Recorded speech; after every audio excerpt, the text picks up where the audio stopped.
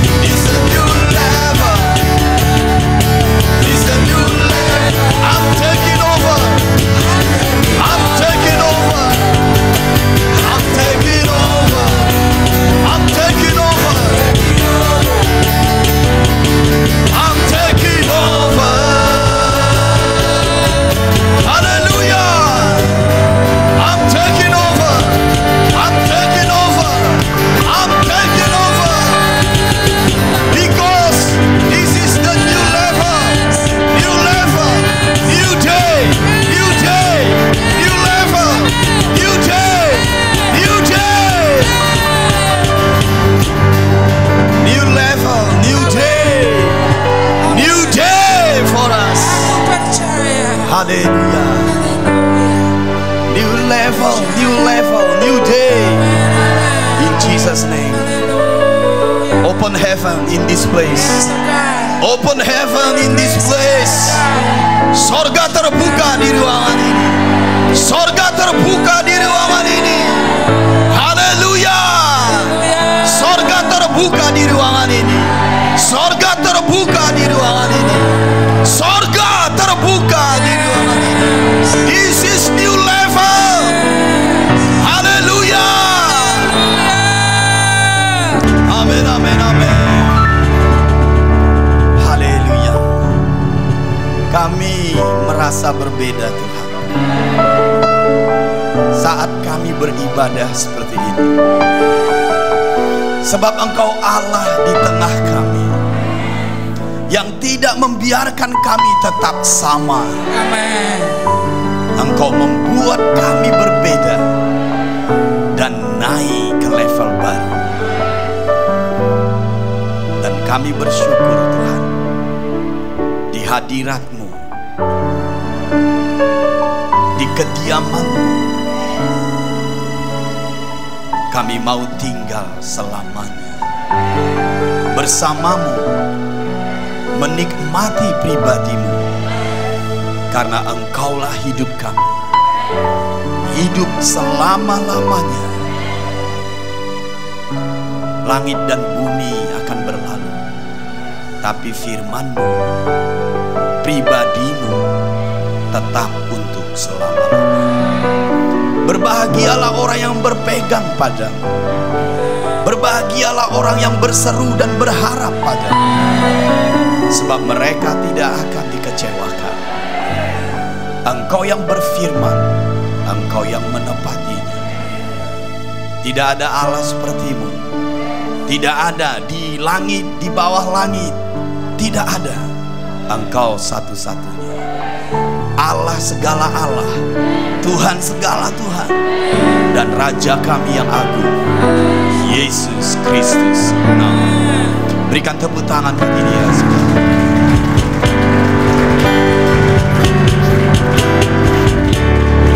Haleluya. Terima kasih Tuhan. Kami percaya firman-Mu akan Kau sampaikan. Amin. Terima kasih Tuhan. Terpujilah nama-Mu. Di dalam nama Yesus kami berdoa, kami bersyukur. Kita yang percaya, kita yang diberkati, sama-sama berkata amin. Kita datang beribadah, saudara. Satu, itu tanda iman kita. Tanda kita percaya kepadanya. Orang yang beriman, orang yang percaya kepada Yesus pasti datang mendekat. Pasti datang kepadanya. Pasti melakukan firman-Nya. Itu sebabnya kita berkumpul. Jadi kalau kita berkumpul bukan karena apa kata orang, bukan karena hari Minggu, bukan karena kau baju baru, tapi karena engkau beriman, engkau percaya. Yang kedua, karena kita mau mendengarkan firman-Nya. Karena firman-Nya itu makanan, makanan itu kekuatan, sehingga engkau bisa sanggup berjalan menyelesaikan destinimu. Elia, makanlah supaya perjalananmu jangan terlalu jauh. Jadi kita butuh makanan, dan makanan itu adalah firman-Nya. Bisa maksud saya? Yang ketiga, mengapa kita harus datang beribadah? Karena kita mau kuasanya. Dunia tidak semua bisa menolong kita. Bisa paham? Saya bercerita di sini. Kita bisa memiliki rumah, tapi tidak bisa memiliki rasa aman. Kita bisa membeli obat, tapi tidak bisa membeli kesembuhan. Bisa paham? Kita bisa memiliki harta, tapi tidak bisa membeli damai sejahtera. Kita tidak bisa melakukan apa yang bisa Tuhan lakukan karena kita terbatas. Bisa paham? Jadi kita perlu kuasanya. Bisa nggak kalian bayangkan kalau kita berkumpul kita mengalami kuasanya? Pekerjaan musuh dihancurkan, keterikatan dihancurkan, hidup yang baru dinyatakan. Kita membutuhkan power encounter. Mari angkat tanganmu. Tuhan, kami mengakui, meng-acknowledge kuasa-Mu. tiada tandingan, supranatural, melebihi dunia, melebihi manusia, melebihi yang kelihatan, dan itu yang kami perlukan. Di dalam ibadah ada kuasa Allah, dan kami perlu di dalam nama Yesus. Yang menerimanya katakan amin. Apa yang berikutnya saudara, saat kita beribadah kita diteguhkan tentang tujuan. Kita beribadah bukan mengikuti seremonial, kita beribadah karena kita punya tujuan. Kita punya tujuan dan itu disegarkan, itu dikuatkan. Tuhan berkata, aku akan membangun gerejaku dan di atas batu karang ini alam maut tidak menguasainya, dan kepadamu akan kuberikan kunci kerajaan sorga. Apa yang kau ikat di bumi terikat di sorga, apa yang kau lepaskan di bumi terlepas di sorga. Karena engkau punya tujuan untuk menyatakan kerajaan Allah. Kita beribadah di sini, kita menjangkau Indonesia. Kita beribadah di sini, kita menjangkau Medan. Karena sungai kehidupan itu mengalir dari bait suci, dan dia akan sampai ke tempat-tempat di luar sana. Jadi saat kita menyembah, kota kita mengalami Tuhan. Saat kita menyembah, Indonesia mengalami Tuhan. Seberapa intens kita mengalami Tuhan di tempat ini, efeknya, dampaknya ke kota dan ke bangsa kita. Jadi saya mau kita bergairah datang ibadah, bersemangat datang ibadah, karena kita sedang membangun kota dan bangsa ini. Itulah kenapa kita beribadah. Bapa, kami mau terus datang, bahkan seandainya tiap-tiap hari. Karena saat kami beribadah, kami membangun sesuatu. Saat kami beribadah, kami bersyafaat bagi kota dan bangsa ini. Dan nasib bangsa ini ditentukan gerejamu, ditentukan doanya, ditentukan levelnya, ditentukan tingkatan gerejanya. Sebab nasib kota dan bangsa ada di gereja. Sia-sialah orang membangunnya kalau bukan Tuhan. Setelah itu sia-sialah orang menjaga kota kalau bukan Tuhan. Pertama sekali gereja harus dibangun, baru kota dan bangsa dilawat. Itu sebabnya kami beribadah, kami bekerja bersama Bapa di dalam ibadah. Terima kasih Tuhan, terima kasih. Demi nama Yesus sama-sama kita berkata amin. Yes, baik, silakan duduk. Good job, hebat, luar biasa pelayanan kalian. Saya mau kita ke kitab Ibrani pasal 12.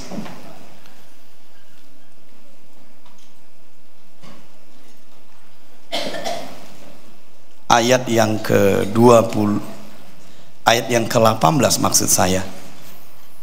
Ibrani 12 ayat 18. Sebab kamu tidak datang kepada gunung yang dapat disentuh, dan api yang menyala-nyala, kepada kekelaman, kegelapan, dan angin badai, kepada bunyi sangkakala dan bunyi suara yang membuat mereka yang mendengarnya memohon supaya jangan lagi berbicara kepada mereka, sebab mereka tidak tahan mendengar perintah ini.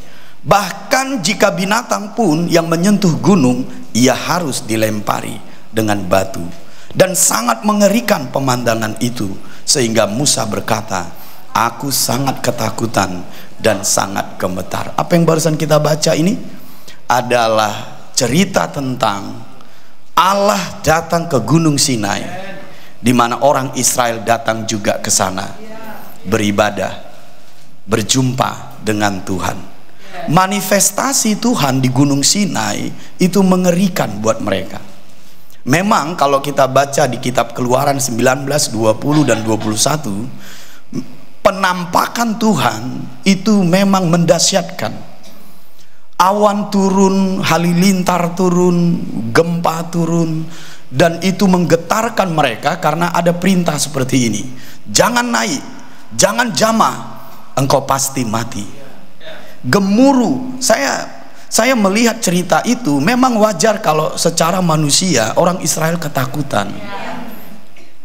Padahal Tuhan berkata begini, mari datang kepadaku, mari mendengarkan aku. Tapi yang mereka lihat manifestasi yang mengerikan. Bahkan binatang pun tidak boleh naik, pasti mati. Saya mau berkata pada kita semua di ruangan ini, kalau kita beribadah kepada Tuhan yang seperti ini, siapa yang tahan? Bahkan Musa yang disebut adalah sahabat Allah, yang dekat dengan Allah, yang berbicara kepada Allah wajah dengan wajah, pun berkata, aku sangat ketakutan dan sangat gemetar. Bisa nggak kalian bayangkan kalau kita datang beribadah dengan manifestasi Tuhan seperti ini? Saya yakin bahwa tidak semua kita terselamatkan dan berani datang. Bisa paham? Tapi saudara, yang harus kita pahami begini, memang begitulah Allah kita. Tidak ada seorang pun yang bisa datang mendekat kepadanya kalau tidak ditolong Tuhan sendiri. Tidak ada seorang pun yang melihat Tuhan tetap hidup. Bahkan dikatakan saudara di ayat 29, sebab Allah kita adalah api yang menghanguskan, menyambar, membunuh. Karena bagi Tuhan tidak boleh ada dosa di hadapannya. Kalau begitulah Tuhan yang kita sembah dan kita datang beribadah kepadanya, bisa nggak kita bertahan, saudara? Bisa nggak kita datang ke hadapannya? Saya yakin tidak satu pun, bahkan saya, bisa menghadapi Tuhan yang seperti ini. Orang Israel saat itu di Gunung Sinai berkata kepada Musa, Musa, kamu sajalah yang datang kepada Tuhan, biar engkau yang berbicara kepada kami, sebab kami sangat takut, kami tidak mau mati. Karena memang begitulah Allah kita itu, mendahsyatkan. Dia api yang menghanguskan. Dia datang dengan guru, datang dengan gemuruh, datang dengan halilintar, datang dengan awan, datang dengan asap dan api di Gunung Sinai. Tapi itulah Allah kita. Nah, bagaimana dengan kita yang sekarang, saudara? Kenapa kita tidak mengalami kedahsyatan Tuhan seperti ini? Saat kita beribadah, malah kita bisa bernyanyi lagi. Kunci gitarnya salah pun nggak apa-apa, keyboardnya salah juga nggak apa-apa, suaranya false juga nggak apa-apa, lagunya bahasa Inggris dan kita nggak tahu pun nggak apa-apa. Padahal kalau menghampiri Tuhan tidak boleh ada yang salah sedikit pun. Coba bayangkan, baju kita beragam-ragam pun nggak masalah, hati kita yang bermacam-macam pun nggak masalah.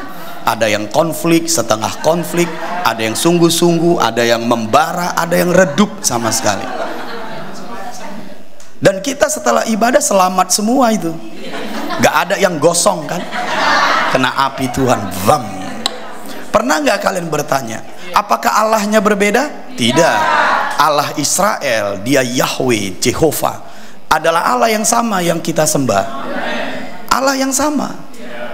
Tapi kenapa kita mengalaminya berbeda? Itu yang harus kita pahami. Tapi Allah itu tidak berubah.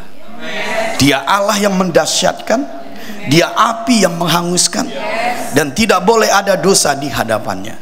Allah tidak pernah berubah, kitanya yang berubah, saudara. Allah tidak pernah berubah. Jadi pertanyaannya, kalau Allah itu sama, kenapa kita nggak mengalami seperti yang dialami Israel masa itu? Karena ayat yang ke-22 kita memahami. Perhatikan di situ. Tetapi kamu, berarti kita. Bisa paham? Tetapi kamu, berarti kita, sudah datang ke Bukit Sion. Bukit Sion di situ Gunung Sion, the Mount of Zion. Gunung Sion, bukan Gunung Sinai. Bisa paham? Orang Israel datang ke Gunung Sinai, gereja datang ke Gunung Sion. Bisa paham? Jadi ini dua hal yang berbeda. Orang Israel datang ke Gunung Sinai dengan perjanjian lama. Gereja datang ke Gunung Sion dengan perjanjian baru. Bisa mengerti maksud saya? Orang Israel datang ke Gunung Sinai dengan darah domba dan lembu. Gereja datang ke Gunung Sion dengan darah Yesus sendiri. Darah yang hidup. Bisa mengerti maksud saya? Jadi karena kita datang dengan perjanjian yang berbeda, maka kita datang juga dengan standar dan cara yang berbeda. Luar biasa Tuhan kita, amin. Kalau tidak dengan cara begitu, tak satu pun kita bisa mendekat. Jadi kita datang ke Gunung Sion, ke Bukit Sion, bukan ke Gunung Sinai. Saya yakin kalau seandainya kita datang ke Gunung Sinai, mungkin hanya cuman saya yang bisa. Karena saya punya ongkos, saudara. Papa, kau jangan menghinaku. Aku juga bisa ke sana kok. Karena Gunung Sinai itu di padang gurun. Bisa paham? Di padang gurun saat bangsa Israel keluar dari Mesir ke Israel, mereka melewati Gunung Sinai. Bisa paham? Nah, kalau kita beribadah ke sana, nggak semua kita bisa. Bisa paham? Ya, bisa saja kita punya uang beli tiket pesawat, tapi kan nggak semua orang berani naik pesawat. Banyaklah pokoknya kendalanya.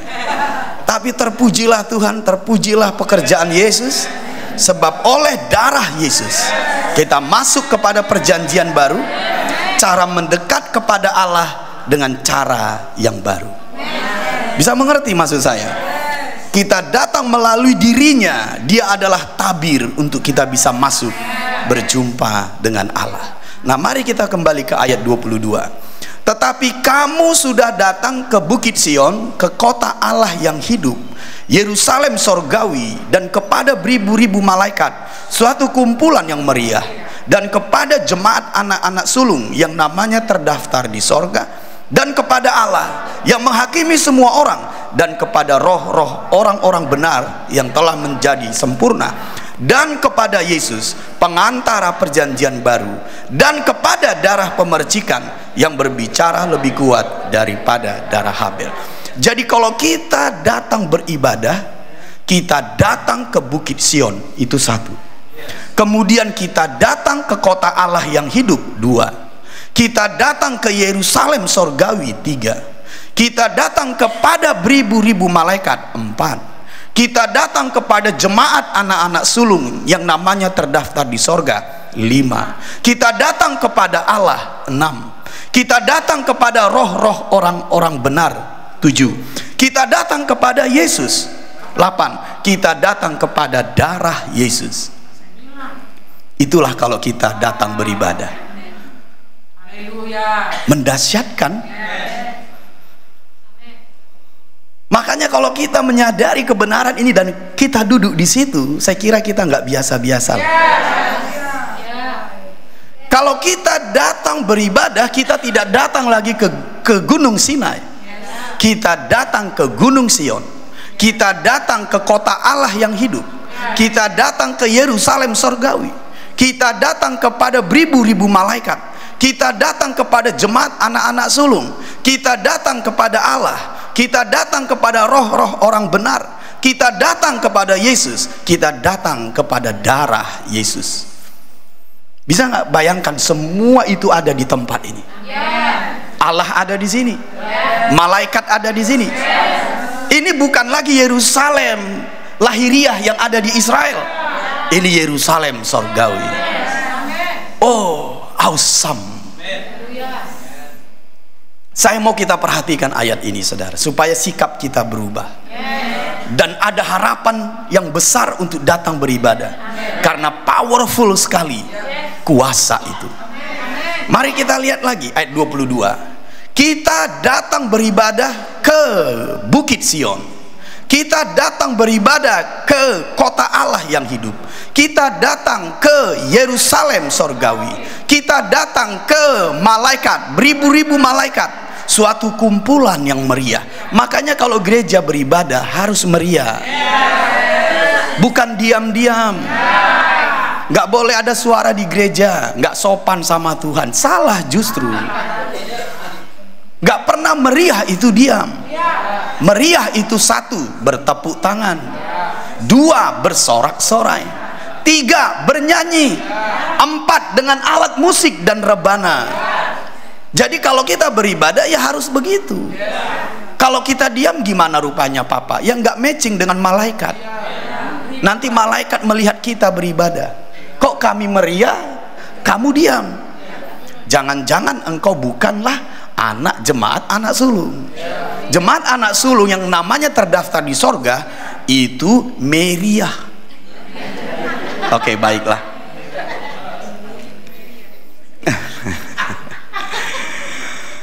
Bisa paham maksud saya?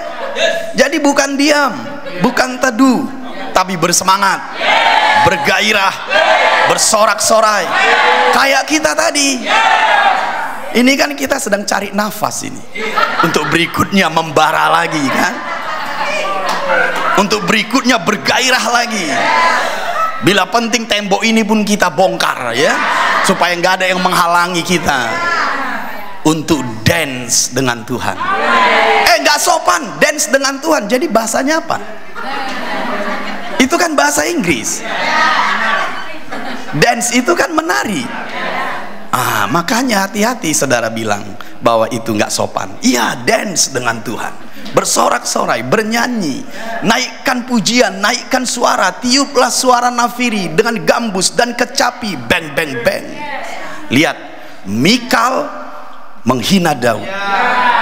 Kukan menari, kukan menari, kukan menari seperti Daud menari. Kukan menari, kukan menari, kukan menari seperti Daud menari. Semua mahkotanya ditanggalkannya, pakaian kerajaannya ditanggalkannya. Mikal menghina dia. Mikal tidak punya anak sampai dia mati. Apa maksudnya nggak punya anak? Tidak produktif hidupnya, tidak berbuah hidupnya. Hati-hati menghina ibadah, menghina orang yang passion, menghina orang yang bergairah, menghina saya bahasa roh. Aku kalau papa ini bahasa roh, nggak suka aku. Hati-hati. Terlalu kuat, terlalu agresif. Bisa nggak hanya lama-lama begitu saja? Hati-hati. Mikal tidak produktif. Yang dikerjakannya nggak menghasilkan, yang dilakukannya nggak pernah selesai. Namanya adalah kegagalan. Jangan mau begitu. Bisa mengerti? Jadi kita tidak Mikal, kita Daud. Kita menari, kita melompat, karena ini kumpulan yang meriah. Jadi papa mau menasehatkan kalian, hei jemaat pohon tarbantin kebenaran yang namanya terdaftar di sorga. Kalau datang beribadah, pastikan engkau siap. Hati siap, fisik siap, mengasihi Tuhan dengan segenap kekuatan, segenap akal budi, segenap hati, dan bernyanyi, memuji dengan segenap kekuatan. Bisakah seperti itu? Bisakah seperti itu? Amin 2 kali. Katakan meriah, bergairah, bersemangat, didorong oleh roh, didorong oleh iman, didorong oleh pengharapan. Allahku baginya tidak ada yang mustahil. Haleluya. Amin amin. Malaikat pun nyambung dengan kita, karena mereka juga begitu. Kalau kita baca di kitab Wahyu, itu penuh nyanyian para malaikat. Dan kita pun harus begitu. Jadi kumpulan yang meriah. Ayat 23, kepada jemaat anak-anak sulung. Siapa itu jemaat anak-anak sulung? Yang namanya terdaftar di sorga. Kau dan aku. Kepada Allah yang menghakimi semua orang, dan kepada roh-roh orang benar. Siapa ini? Yang sudah lebih dulu meninggalkan dunia ini, yang beriman dan yang percaya kepada Yesus. Bisa paham? Kepada Yesus, ayat 24, dan kepada darahnya. Saudara bisa bayangkan kalau kita datang kemari, datang ke tempat ibadah ini. Makanya saya berkata padamu, dengarkan papa baik-baik. Kalau seperti inilah kita datang beribadah, bagaimana sikap kita? Ini penting. Ini penting. Nah, sikap yang dicatat di sini adalah ayat yang ke-28. Ini sikap yang harus kita miliki kalau kita mau datang beribadah. Ayat 29, 28. Jadi karena kita menerima kerajaan yang tidak tergoncangkan, marilah kita mengucap syukur. Yang pertama mengucap syukur. Apa yang kita syukuri? Terima kasih buat darahmu, terima kasih buat pekerjaanmu, mengampuniku, melayakkanku. Kalau bukan karenamu, aku tidak bisa mendekat. Aku berdosa, aku hina, aku lemah, aku patut dihukum, aku tidak layak. Tapi engkau melayakkan aku datang ke Bukit Sion, ke tempat kediamanmu, maka kita mengucap syukur. Makanya kalian semua dan saya di sini kalau datang beribadah, ucapan syukurmu dan imanmu harus jauh lebih besar dari masalahmu, dari apapun. Semua itu harus tiada berarti. Karena kalau itu lebih besar, bagaimana kau mengucap syukur? Itu namanya tidak menghormati kediaman Allah yang hidup. Makanya kalau kita datang ke rumah Tuhan, singkirkan dulu masalahmu, singkirkan konflikmu, singkirkan hal-hal yang duniawi. Haleluya. Malah kantong kolektif kita pun kita taruh di bawah. Oke, baiklah, mulai senyum supaya kita fokus kepadanya. Katakan kanan kiri, mengucap syukur. Kalau kita datang dengan tidak mengucap syukur, tidak hormat. Jadi mari mengucap syukur, mengucap syukur. Berikutnya, beribadah kepada Allah menurut cara yang berkenan kepadanya. Apa ini maksudnya? Jangan datang beribadah dengan caramu. Ini styleku. Aku nggak suka musik yang keras. Aku suka musik yang lemah lembut. Aku tidak suka tepuk tangan. Ini bukan dengan caramu, caranya. Bisa paham maksud saya? Nggak ada gereja itu dengan stylenya. Ayat ini jelas berkata kalau kau datang beribadah kepada Dia, engkau harus datang memakai caranya. Beri aku penjelasan lagi, Papa. Caranya itu maksudnya yang berdasar pada firman-Nya. Itulah caranya. Kita datang mendekat dengan rasa syukur, kita datang mendekat dengan iman, dengan nyanyian, dengan sorak-sorai. Itulah caranya, bukan caramu. Ini tidak berbicara aku bisa datang mendekat dengan Tuhan tapi hanya dengan doa. Aku tidak suka nyanyian, tidak suka ini, tidak suka. Salah, saudara. Engkau harus datang dengan caranya, bukan caramu. Bisa mengerti maksud saya? Kemudian di situ dengan hormat. Yang ketiga, dengan rasa hormat. Yang keempat, dengan takut akan Tuhan. Ini 4 poin yang harus kita miliki sebagai sikap hati kalau datang ke Gunung Sion. Bisa paham maksud saya? Kita datang dengan ucapan syukur, kita datang dengan caranya, kita datang dengan hormat, dan kita datang dengan takut akan Tuhan. Bisa paham? Kalau kita lihat, saudara, di Mazmur pasal 24, kita akan menemukan lagi, saudara, 1 poin lagi untuk datang kepadanya, sikap kita. Ayat yang ketiga, siapakah yang boleh naik ke atas gunung Tuhan? Siapakah yang boleh berdiri di tempatnya yang kudus? Orang yang bersih tangannya dan murni hatinya. Itu yang kelima.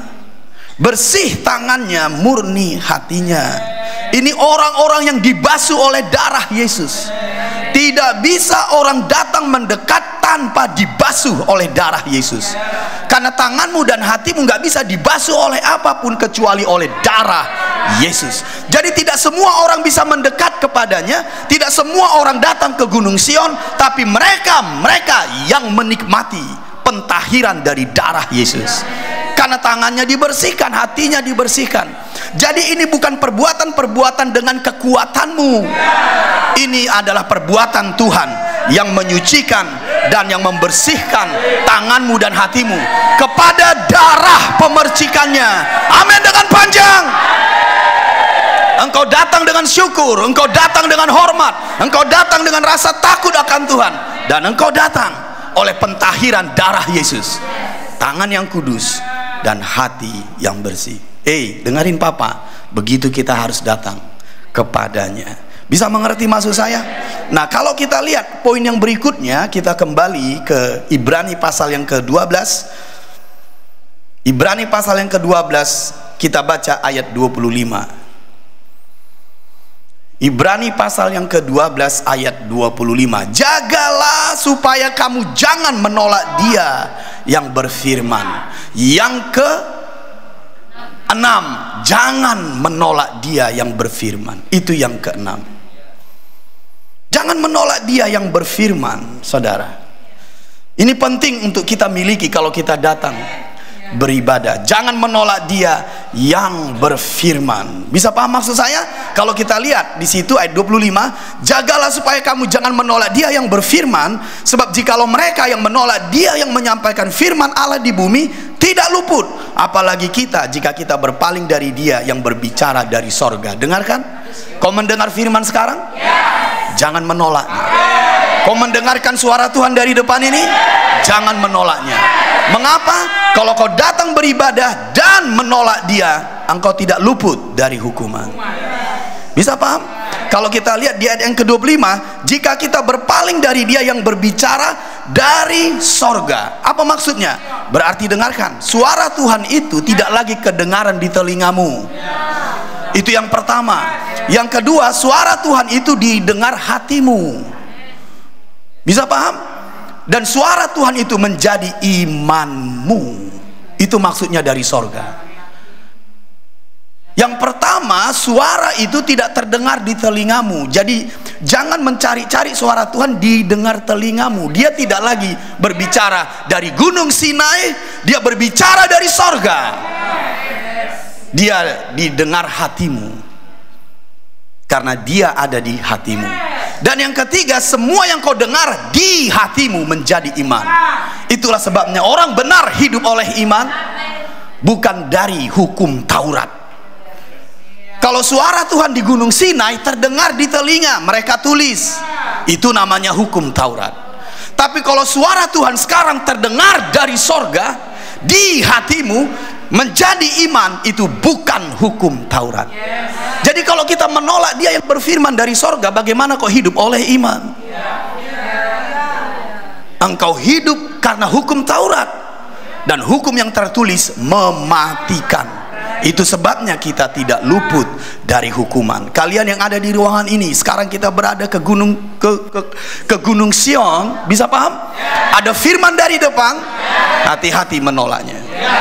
Engkau harus mendengarkannya, engkau harus menerimanya, engkau harus membuka hati, karena firman Allah itu wajib engkau terima.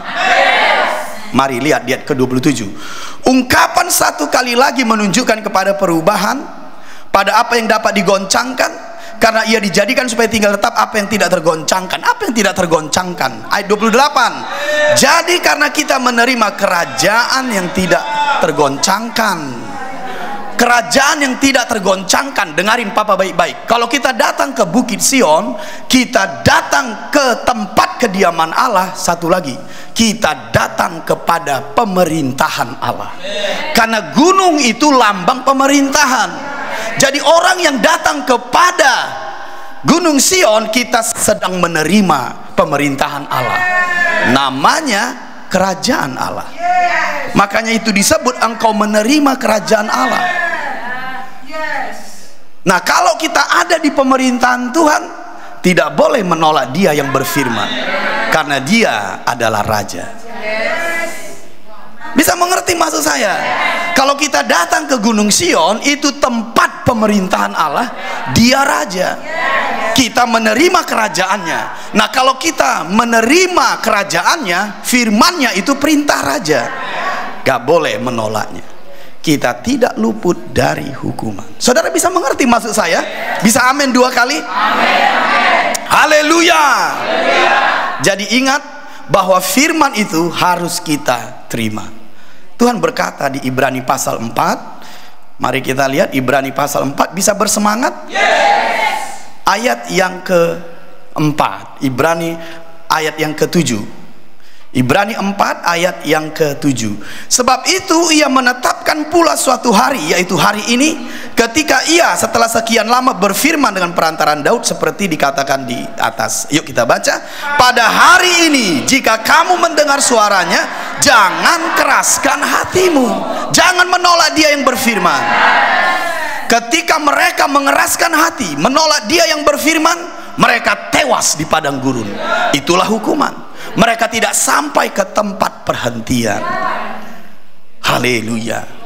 Itu hukuman bagi mereka yang menolak Dia yang berfirman. Kalau kita beribadah, tidak akan sampai ke tempat perhentian.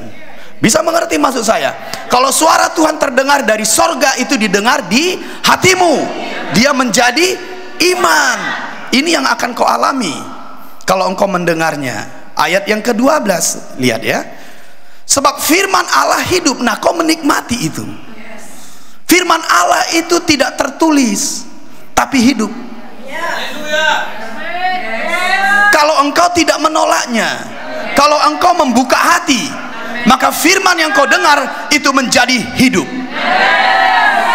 Bisa amin dengan panjang. Kalau firman Allah yang hidup engkau terima, engkau menerima hidupnya, engkau menerima kuasanya. Tapi kalau kita menolak Dia yang berfirman, itu menjadi hukum yang tertulis. Lanjut. Sebab firman Allah hidup dan kuat dan lebih tajam daripada pedang bermata dua manapun. Ia menusuk amat dalam sampai memisahkan jiwa dan roh. Makanya kalau kau menerima firman Allah, kau menerimanya di dalammu. Dia masuk ke hatimu, memisahkan roh dan jiwa. Bukan di telinga. Dia hidup ke dalam hatimu, dia hidup ke dalam jiwamu, merestorasinya, memulihnya, mengubahkannya. Lihat di situ, lanjut lagi. Sendi-sendi dan sumsum jadi tidak saja bekerja menjamah rohmu, menjamah jiwamu, menjamah tubuhmu juga. Karena Dia hidup. Haleluya. Dia hidup, Dia hidup, Dia hidup. Saya ulangi ayat 12. Sebab firman Allah itu hidup dan kuat dan lebih tajam daripada pedang bermata dua manapun. Ia menusuk amat dalam sampai memisahkan jiwa dan roh. Dia hidup menjamah jiwamu, menjamah rohmu. Dan kemudian sendi-sendi dan sumsum itu tubuhmu, rohmu dan jiwamu dan tubuhmu dijamah oleh firman itu. Bahkan pikiranmu di situ disebutkan. Haleluya. Itu sebabnya engkau bisa melakukan firman-Nya, karena engkau disiapkan dari dalam. Engkau bisa mentaatinya, mengerjakan keselamatanmu, hidup berkenan kepadanya, hidup menyukakan hatinya. Itu sebabnya engkau bisa naik ke Gunung Sion dengan tangan yang kudus, dengan hati yang kudus, karena firman-Nya memulihkanmu, menyiapkanmu, membuatmu layak, pikiranmu, hatimu. Amin dengan panjang. Kalau kita menerima Dia yang berfirman, firman itu tidak lagi tertulis tapi hidup, berkuasa, masuk ke dalam, menyiapkan di dalam, mengubahmu di dalam, menyembuhkan juga tubuhmu, pikiranmu, jiwamu. Haleluya. Coba bayangkan kalau kita beribadah seperti ini. Jangan biasa lagi, harus punya sikap yang baik. Jangan menolak Dia yang berfirman. Miliki ucapan syukur, beribadah dengan hormat. Bisa mengerti maksud saya? Firman Allah itu hidup bagimu. Silakan duduk. Mari kita lihat satu lagi sikap kita mendengar firman, karena ini penting. Kalau beribadah, mendengarkan firman itu penting. Ulangan 33 ayat 3. Sungguh Ia mengasihi umatnya. Siapa di sini umatnya? Ya, engkau dikasihi. Lanjut, semua orangnya yang kudus, kita semua. Di dalam tanganmu lah mereka. Katakan amin. Kalau kau di dalam tangan Tuhan, siapa yang bisa mengambilmu? Siapa yang bisa mencurimu? Siapa yang coba membunuhmu, mencelakakanmu? Tidak akan ada. Dan dengarkan umat yang seperti ini. Kalimat berikutnya, pada kakimu lah mereka duduk, menangkap sesuatu dari firman. Pada kakimu itu bicara beribadah. Beribadah untuk menangkap firman-Mu.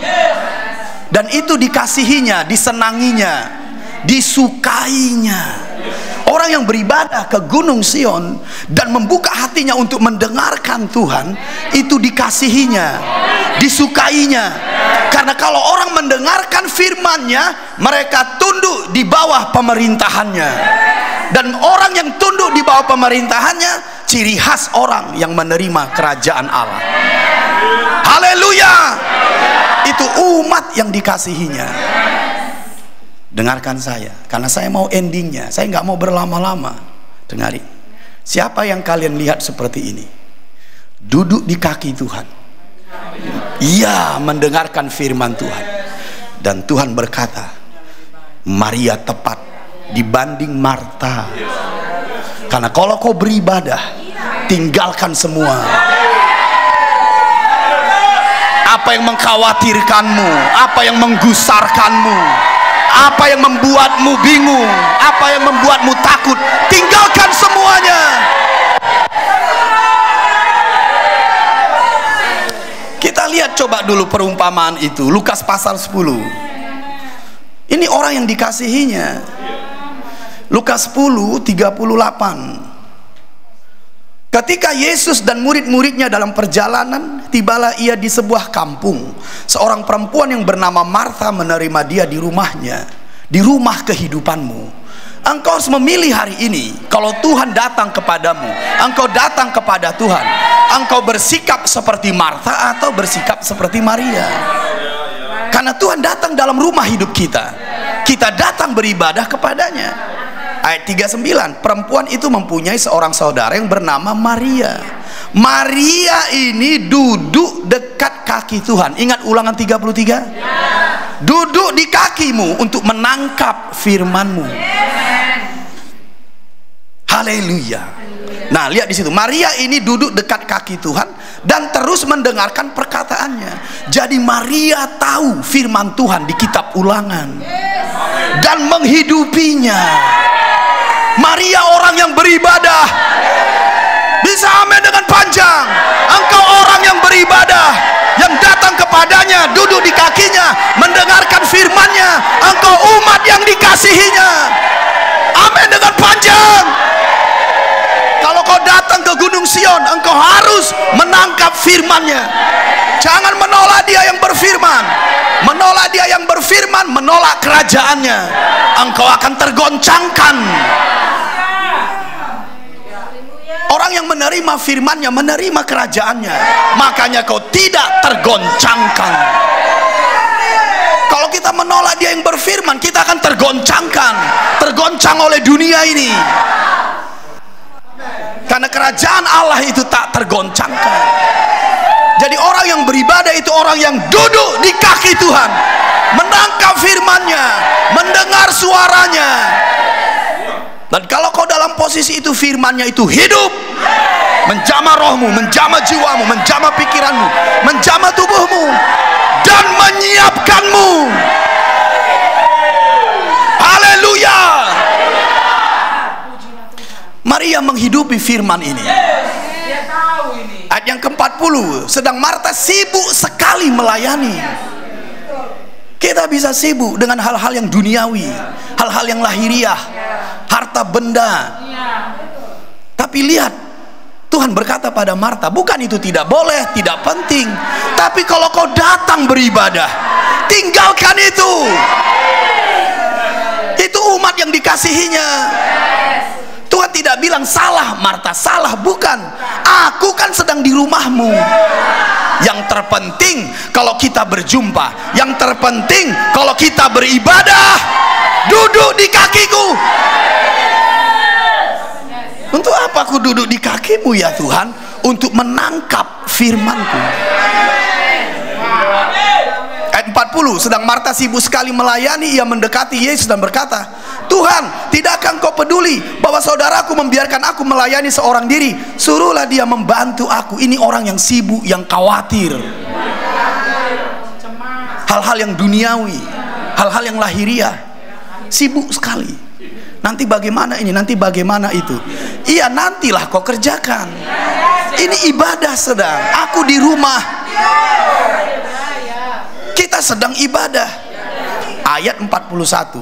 Tetapi Tuhan menjawabnya, Marta, Marta, engkau khawatir dan menyusahkan diri dengan banyak perkara.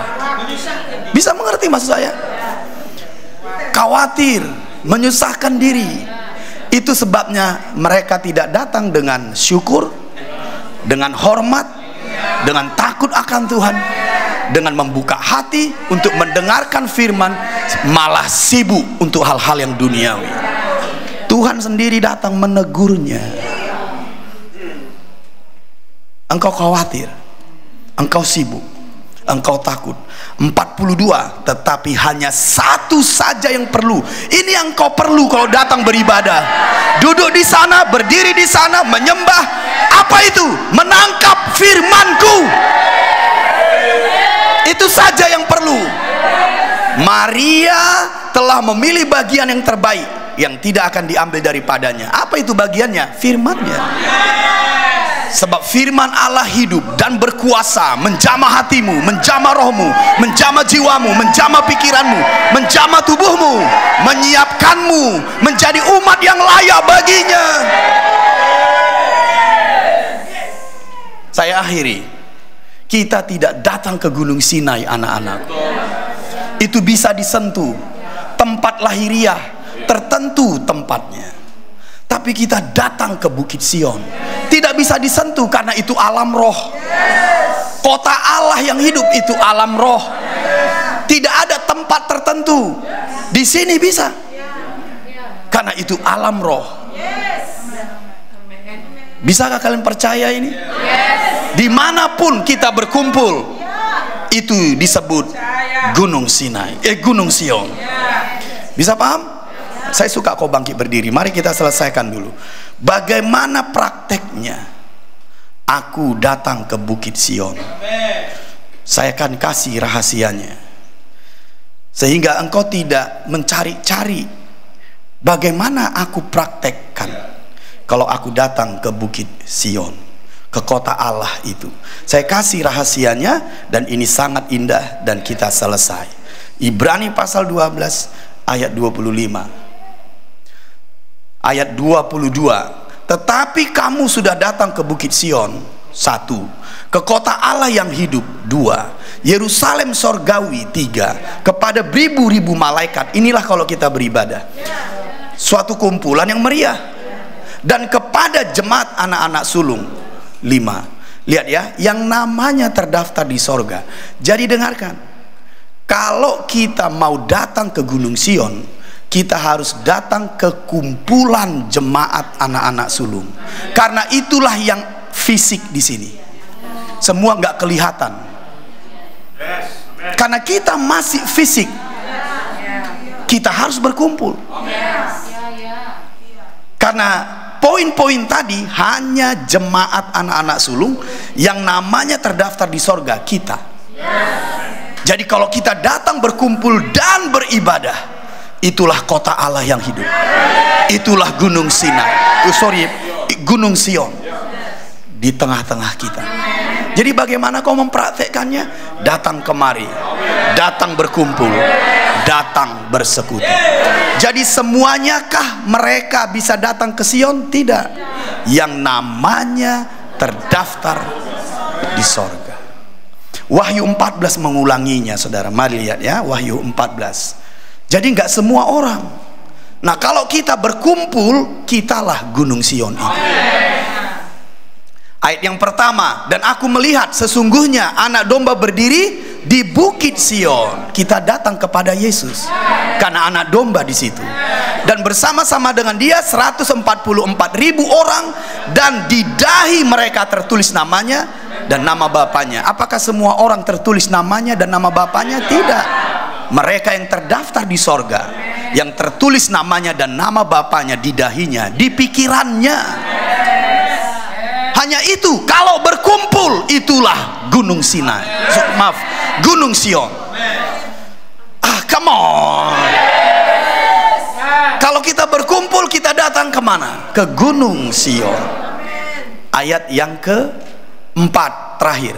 Mereka adalah orang-orang yang tidak mencemarkan dirinya. Ingat, tangannya kudus, hatinya tahir.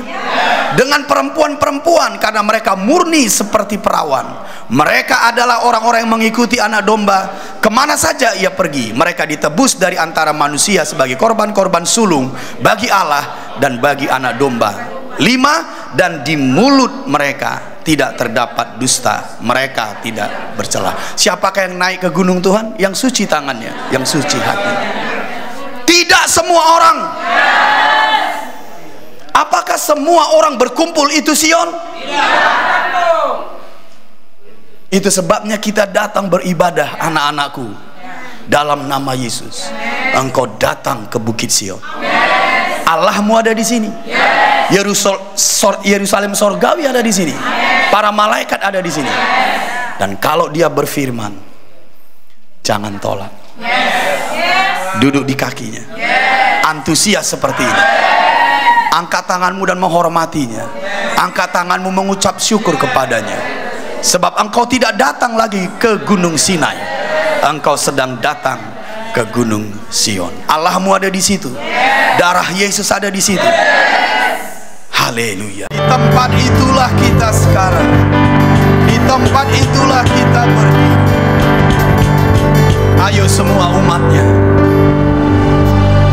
menyembah dia, mengangkat tangan kepadanya, beribadah dengan roh yang takut akan Tuhan.